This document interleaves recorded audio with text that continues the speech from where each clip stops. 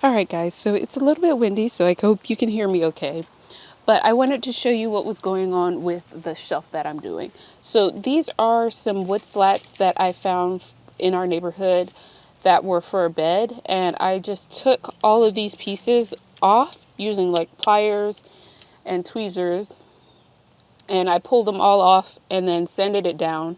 And then I cut them to length using my circular saw and my right angle and a pencil.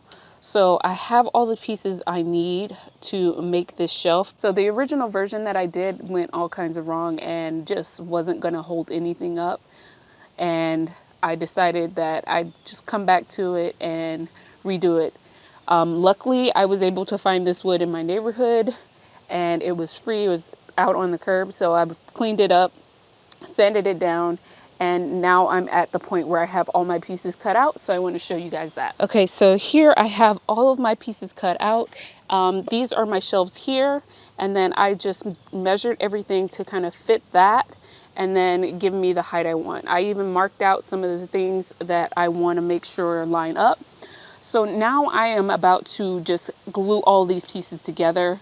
I do have to figure out how I'm going to attach these because I'm not quite sure, but the rest of it's going to be easy. I'm just going to glue and screw everything together. All right, so now that I have made a thoroughly good mess in my backyard, I have everything together, and right now the shelves just kind of stand in there. I don't know if I want to do more than that to hold it in place. Maybe I'll just get some command strips just so that it doesn't like move around too much. But this is definitely a lot better than the original version I did of this. And I can't wait to like put everything on it and see how all of it looks. But thanks for, joining me on this little process. And we will get into some of the other stuff that I still have to do before I can put this up in my window. I'm so happy with this. Like, this came out better than I thought it would. And it's exactly what I need. So I get that done. All right.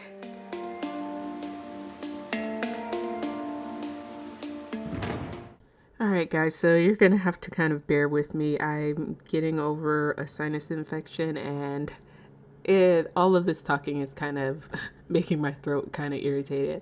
But I wanted to show you guys the process of me distressing all of the containers. And this was definitely a kind of trial and error kind of thing. So I would kind of go lightly at first and then build up upon each one of those things. So here I'm just taking some paint. I'm taking a burnt sienna, a brown, and a black, and I'm just kind of taking that paint and mixing it in with some of the other stuff. And when I feel like it's going on too thick, I'm going to add some water in there just to make it a little bit thinner and a little bit easier to work off. And then I'm taking paper towels and just blotting off stuff. I also go in with my glue gun and just add some drips of quote unquote wax so that it gives it a little bit more detail. And then I later go back in and paint each one of these to kind of correspond with the color of the potion that's inside of it. But this definitely was a process that I honestly could go on forever.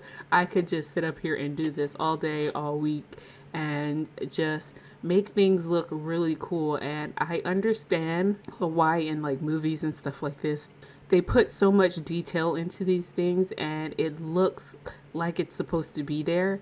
And this whole process is just kind of like fun. So if you haven't done something like this, I suggest wholeheartedly that you try something like this so that you can kind of see that this process is like, it makes the difference. So for this piece I'm working on now, I was definitely struggling with it. I was trying to do a bit of a macrame piece on it and I was having trouble getting the pieces to sit where I wanted to.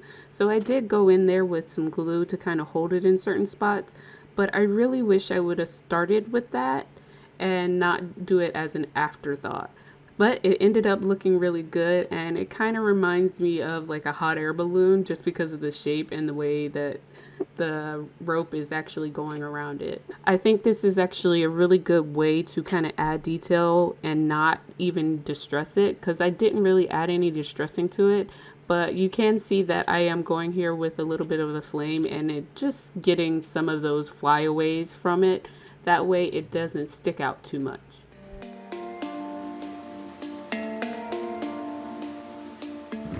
All right, guys. If I could stop being attacked by the wasp.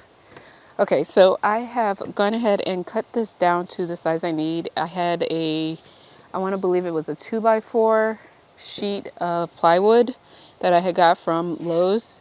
And I just cut it down. It's a little more than 12 inches because I need the other piece to be a specific size to patch a hole that is in our house. But this is what's left over. I'm going to use this to make a sign for the window. And right now I'm at the point where I've already sanded it and I'm just going to spray paint it. I have some spray paint that I'm just going to use just because I have it on hand, and it's like an army green color or an olive green color. And I'm going to use that. Here we go. So I was looking around for it, but this is what I am going to be using to kind of spray paint that. I'm going to distress it a little bit with some paint and some sanding and add the letterings using the Cricut. So that's how that's going to look, and then we'll kind of see how it ends up being. I do have to figure out how I'm going to hang this up. I don't think I have the supplies I need for it, but we shall see. But otherwise, let me get to painting this. All right, so I have the first coat on here, and luckily it's pretty sunny. I'm gonna let this dry for about 30 minutes to an hour. Then I'll come back and do a couple more coats, and then we'll get into some like sanding and distressing with acrylic paint. All right, let's get this going. All right, so I have put about 3 coats on the top of this, and now I am ready to add some distressing. So I have some black, and then I have bleached titanium. So I will take these colors and distress around the edges and along some of the grain on here as well. And hopefully we end up with something really cool, and then we can put the lettering on. I'm just going to show you kind of after it's all finished, after the distressing. So let's get started. I am going to start with some black because why not? And as far as the brush goes, I have this like really wide kind of almost like a chip brush that I'm going to use. I figured this would probably be the best way to kind of get nice little streaks going. All right, I feel like that's good enough for the black. So I'm going to add the cream color in there just to kind of lighten it up in some areas. I think I'm going to try to focus it a little more in the center, but yeah, I want to, since I'm using black lettering, I don't want to have too much black in there, so I want to lighten it up a little bit. And I'm not going to clean off my brush because honestly, didn't bring any water out and I don't feel like stopping to go get some, but it might actually give a cool effect. So, all right, I feel like I have lost a little bit of the green, so I'm actually going to add a little bit of that back in there. I'm going to kind of dust it over. That way it's not like too much going on here. All right, I think that's pretty good. We're gonna let this dry. I'll work on the lettering and get that actually put on there. And then we can kind of see like the final look of everything. All right, looking pretty good. All right, so I was trying to be a little patient and wait for my air conditioner to turn off, but it's at the point where I'm just like ready to get this done and in the house. But this is the finished sign. I am having some problems with the vinyl that I used. I didn't pay attention and it's not actually made for wood. So I'm going to have to go in and just take some super glue to hold the letters in a little better. Yeah, it's done. I like the way it came out and it's looking pretty much exactly how I wanted it to. I did have to change where these leaves were because they just weren't fitting in with the witch. The witch was a little bit bigger than I thought it was going to be on this sign. So I didn't have enough space to put them where I initially had them, which was a little more inset. So I did it more so on the outside of them. But I like the way it came out. I like the way it looks. It's just I used the wrong vinyl and I have to figure out how to make sure that it doesn't come off. But other than that, everything's good. I like the way the sign came out.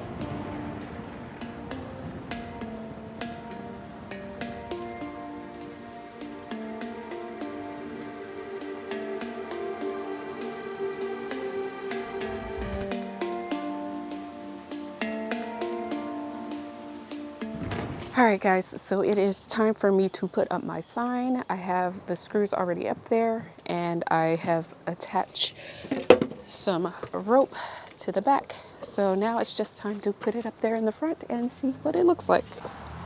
Okay, whew. It's up. Hopefully you could see it.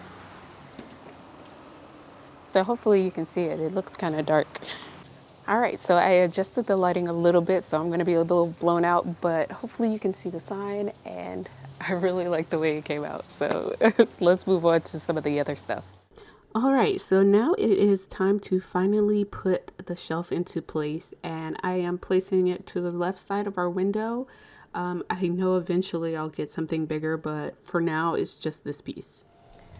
All right, guys, so I am finally getting ready to put everything in. I'm going to start with this sign here. I'm going to put it up here. I have some command strips that I want to use to put on the back and hold it in place. It was the only spot I could think to actually put it. Going to go right about here. I want to try to get it as evenly as possible. And I'm just sticking it on here with some command strips. So just hold that for a second and then it should be good to go. Hopefully it's even. But now I can start putting some of the other stuff. And I've brought all the bottles and stuff that I have. So we're going to try to get this all done. So I'm going to start with the book. Maybe put it here. And then, of course, I need my potion to go right there with it. And then maybe, definitely have to put these up in the front. Didn't realize I made them too tall. Guess we'll also put this here. I just have a bunch of stuff that I sat on it, but we'll organize that in a second. Maybe I'll put this up here with its little crystal ball and get a statue over here. And I can't really see any of this stuff, so we're just gonna play around and see what we get. Okay, I'm gonna reorganize some of these so that they're a little easier to see. Make sure I have them facing the right way as well.